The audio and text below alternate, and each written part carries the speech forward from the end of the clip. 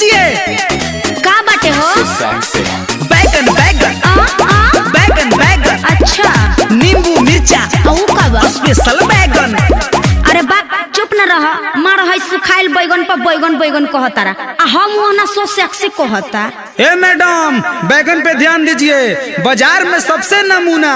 अच्छा है नमूना, पानी मार के सब गहकी के लगा तारा चौना।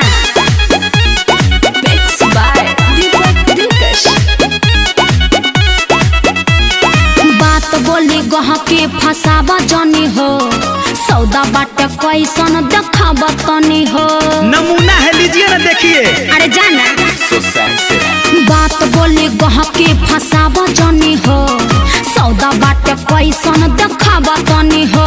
मुरझाइल सुखाइल न लाइट बाटे हो। ले लो का ले लो बाजार बड़ी टाइट बाटे हो। अच्छा। हमरा बैगन के 6 इंच हाइट बाटे ये हो। सुखल बा। ले लो बाजार बड़ी टाइट बाटे हो। हमरा बैगन के 6 इंच हाइट बाटे हो। बैगन लो 2.5 किलो बैगन पर 2 नींबू फ्री। हाय देखो चला कि माल ठीक नहीं के तो ऑफर लगा देले। ए मैडम हमरा माल पे शक मत कीजिए। हाँ तो निमना तो नहीं है।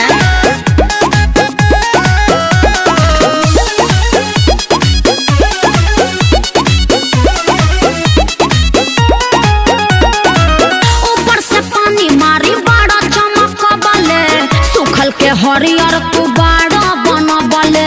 अरे कौन को लाज नहीं के बुड़बक बनावत लोग के।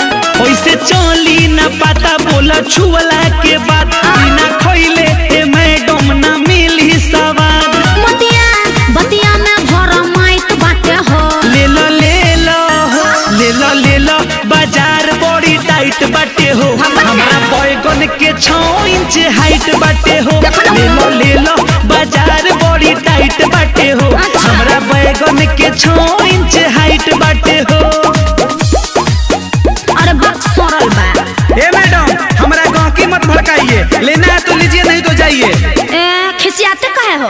अच्छा बोलो कैसे केजी है? 55। अरे 50 के लगा दो, 2 केजी दे दो। ना रेट कम ना होई।